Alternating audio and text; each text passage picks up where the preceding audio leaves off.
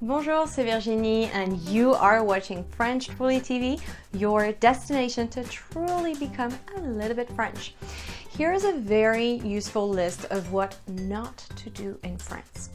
Yes, countries are different, cultures are different. Some things are done here and seem perfectly normal, yet they're not done there and they will make you look like a weirdo or worse, rude.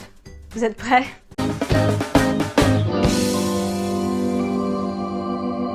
Number one, don't hug people, or you will probably get a reaction like this, which I doubt you would appreciate and nobody would be happy.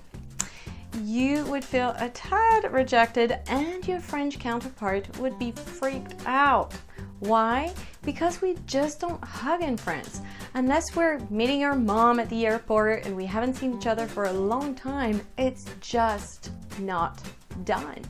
Hugs are very intimate, sensual, even sexual in France. So unless you have some kind of agreement, don't go there. Instead, you need to faire la bise. You touch both cheeks and you make a couple of kisses in the air. Some people do 2, I do 2. Some do 3, some even 4, which I think is a little over the top. But you just have to go with the flow and do what people do. And by the way, faire la bise is a way to say hello and a way to say goodbye. I have to say though that men together tend to shake hands or serrer la main. Serrer la main. Woman with woman, faire la bise. Woman with man, faire la bise. Man with man, serrer la main. Number 2, don't forget to say bonjour et au revoir in any French store you visit. Unlike in the US, the client is not king in France. Le client n'est pas roi. Le client n'est pas roi. You can't get away with any behavior just because you're spending money. So just say bonjour madame when you enter and au revoir madame when you leave. That's easy. Bonjour madame, au revoir madame. Numéro 3, don't speak loudly in public. Nobody wants or needs to hear your conversation.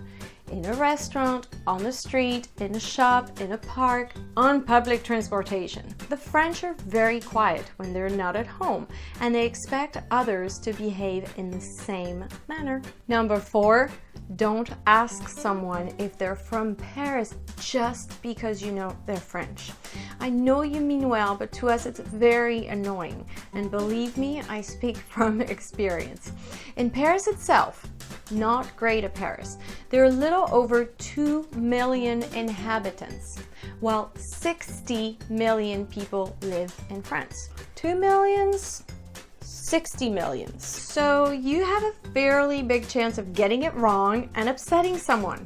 The French are very proud of their regions. Plus, there has been a strong history of Parisians looking down on the rest of France. So often the French really don't like Parisians. Number 5, don't talk about money, and certainly don't brag about the money you may have. Even though most people in France are atheists, the country remains traditionally Catholic. And whether we realize it or not, it's ingrained in our culture. The general belief within the Catholic world is that money is more likely to get you to hell than to heaven. So don't even attempt to talk about money.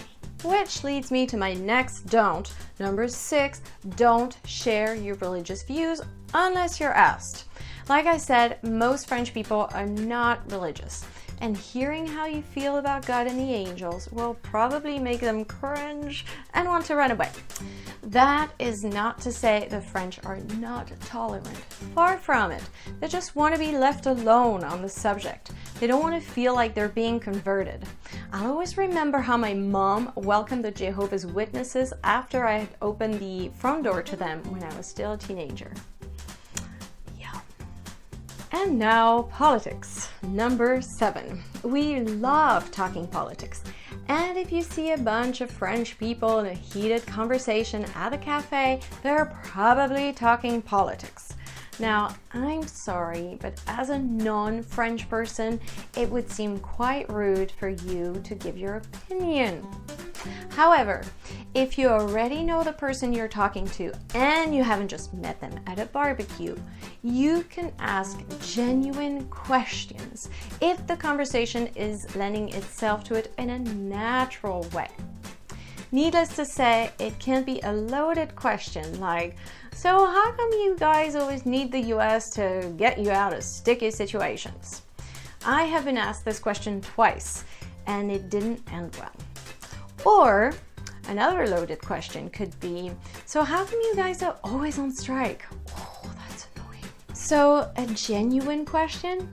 Oui. A mean one? No. And I think that's about it. Now tell me, is there anything that you did in France and then immediately wished you hadn't done? Share your comments with me on my website French Trolley under the blog tag, where you'll be able to watch the video while enjoying the full text simultaneously.